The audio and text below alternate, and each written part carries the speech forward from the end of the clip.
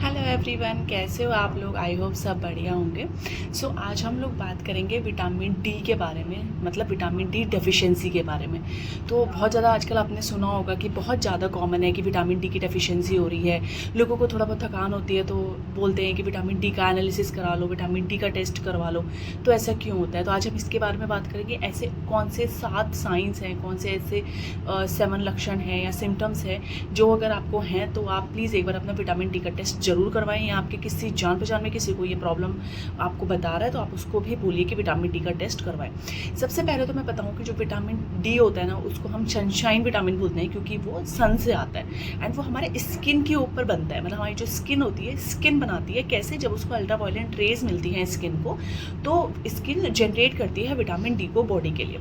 अब vitamin D क्या करता है, कैल्शियम एंड फॉस्फोरस जो है उसको एब्जॉर्ब करता है, जो कि हमारा बेनिफिशियल है किसके लिए, बोन के लिए, टीथ के लिए एंड मसल की डेवलपमेंट के लिए एंड ग्रोथ के लिए।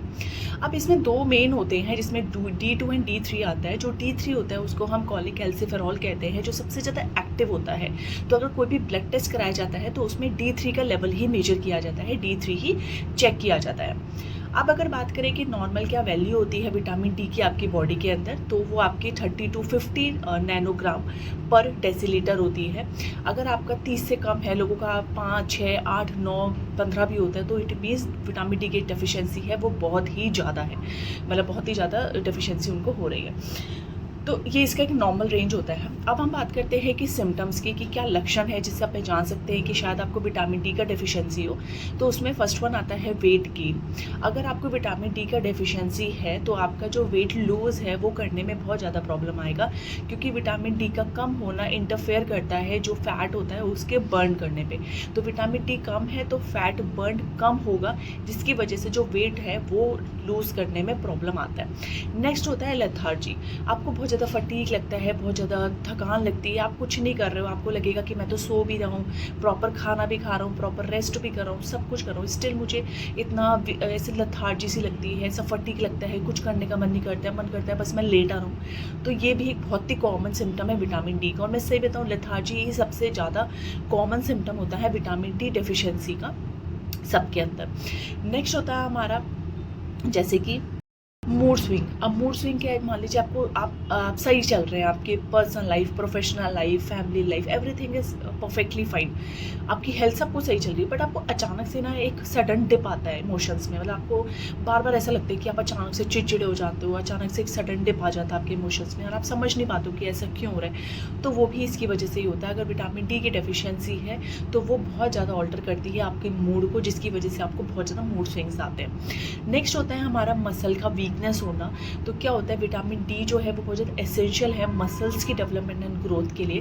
विटामिन डी का अगर डेफिशिएंसी होगा तो उसकी वजह से क्या होता है कि जो मसल है उसमें बहुत ज़्यादा वीकनेस आएगी। अगर आप थोड़ा सा भी वेट उठाते हो, आप कुछ भी थोड़ा सा भी काम करने की कोशिश करते हो तो आपको बहुत ज़्यादा वीकनेस फील होती है ना, आपके मसल जो है वो बहुत ज़्यादा वीक होती है। नेक्स्ट है हमारा जो बोन होता है उसमें पेन होना, पेन इन बोन। तो बोन में पेन होता है, स्पेशली जो लोअर बैक होता है, लेग्स होते हैं, जो हिप्स होते हैं, इनमें बहुत ज़्यादा पेन शुरू हो जाता है, क्योंकि ऑब्वियसली बात है कि विटामिन डी बोन की ग्रोथ के लिए, बोन डेवलपमेंट के लिए बहुत ज़्यादा ज़रूरी है।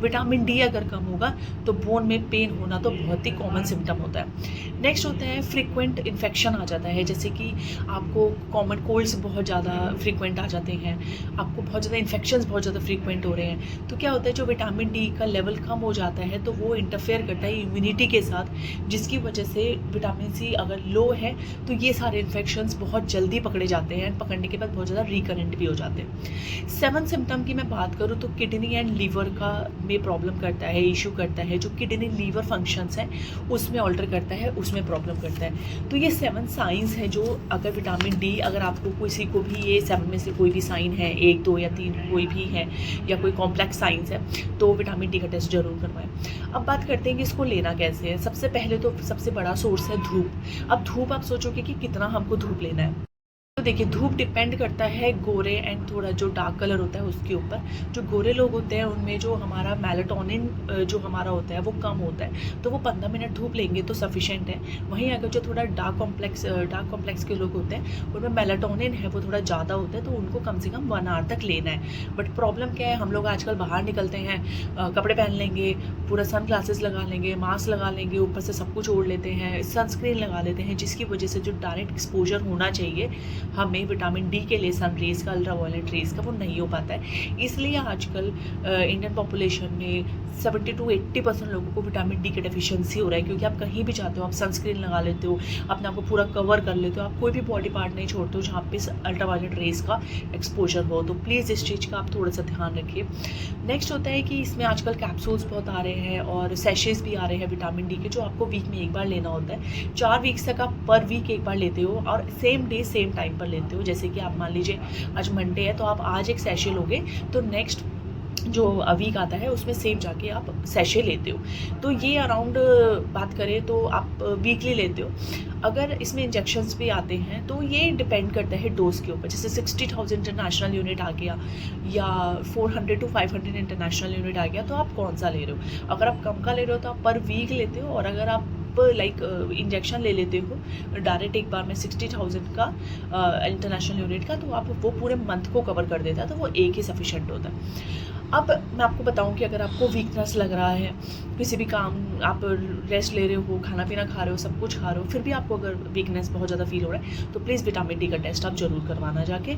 और जो मैंने सिम्टम्स देता है उसमें से भी अगर आपको लगता है कि कुछ ना कुछ आपको या आपके लव वंस को कोई भी उसमें से कोई प्रॉब्लम आ रहा है, वो बोलते हैं कि मुझे बैक पेन होता है, मुझे हिप पेन होता है, मुझे लेग्स पेन होती है, मुझे मूड स्विंग होता है, या मुझे बहुत ज़्यादा थकान लगती है बिना काम करे हुए, मुझे मसल्स पेन होती है, या मैं वेट लूज़ नहीं कर पा रहा हूँ सब कुछ करने के बाद, तो आप ये टेस्ट उनको बोलेगा विटामिन डी का टेस्ट करवाने के लिए। प्लीज़ इसको शेयर करिए सबके साथ, जो कि आपके फैमिली, फ्रेंड्स, कलीग जो भी हो, सो दैट कि उन लोगों को बहुत ईजी रहे इन चीज़ों के लिए।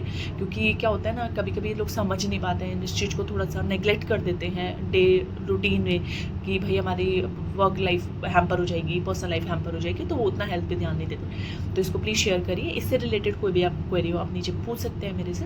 आप इसको जितना हो सके उतना शेयर कीजिए, सो दैट लोगों तक अवेयरनेस जाए, लोग अपनी हेल्थ को लेकर उतने ही अवेयर हो जाए। तो ये ऑब्वियसली बात है, फिर ये सबके लिए अच्छा होगा। तो चलिए फिर आज के लिए इतना ही। कल हम किसी और हेल्थ अवेयरनेस वीडियो के साथ आपसे मिलते हैं। Bye bye, take care.